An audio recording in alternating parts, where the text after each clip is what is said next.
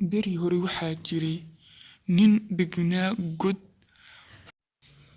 Waxa uu cuni jiray maalin kasta dadka ayuu cuni jiray, laakiin si bareera ah ayuu wuxuu ugu iman jiray dadka, wuxuuna ka qaadan jiray qof wuxuu la iman jiray god.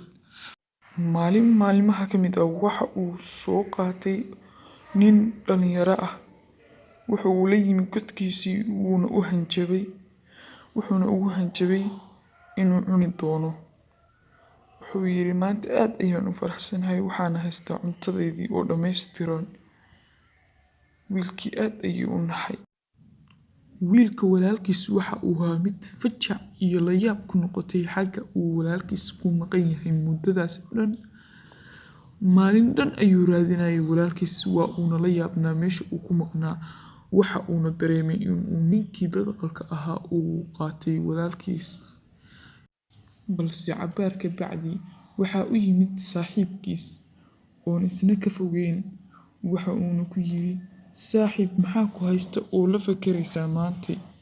Wuxuu ku yiri, walaalkay ayaan la ahay maanta, meel uu jirana ma sheegi karo, laakiin waxaan uga shakiysanahay ninkii dadqalka ahaa in uu walaalkay cunay.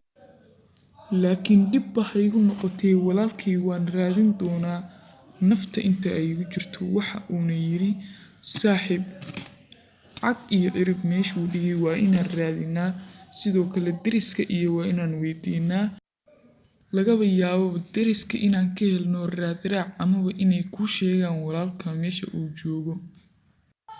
Wiilkii iyo saaxiibkiis iyo deriskii ayaa isa soo raacay, waxayna u yimaadeen nin joogay meel cidlo ah, gurina uga dhisnaa.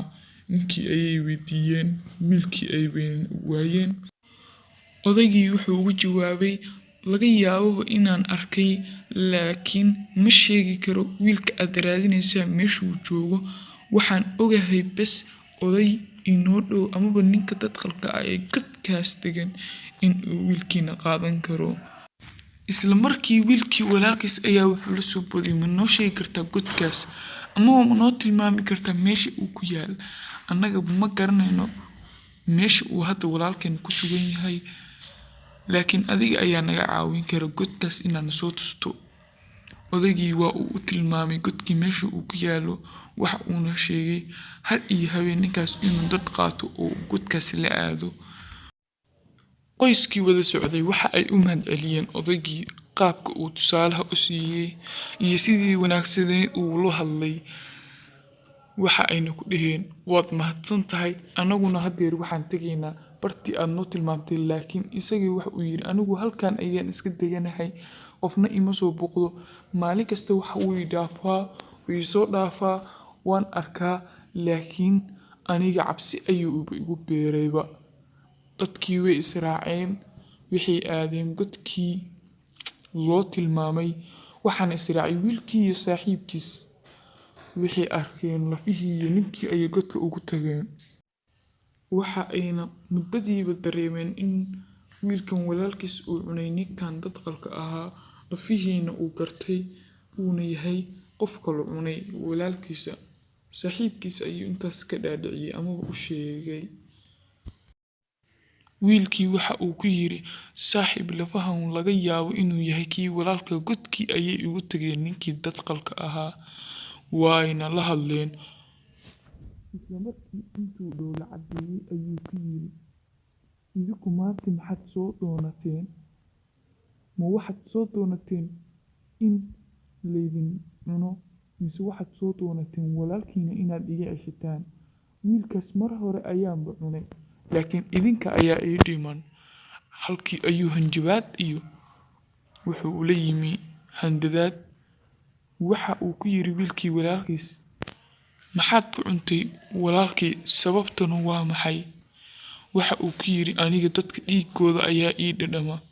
Saaxiibkiis ayaa waxa uu ku yiri, waa inaan iska kaa dhicinaa, uma dulqaadan karno dadkeena inaad maalin walba layso, maalin kastana qof u cunto. Taasna midaan yeelina ma noqon doonto. Insha Allah xaqiiqatan waan kaa guuleysan doonaa.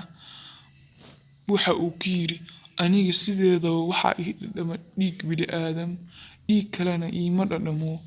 Waxaan cuni doonaa ama ku noolaan doonaa bini'aadamka sida aan anigu waxaanba ahayba dad qal. Godkayga ayaa iigu timaadeen, haddeerna waanba idin cuni karaa, cidnana igama kiin celin karto.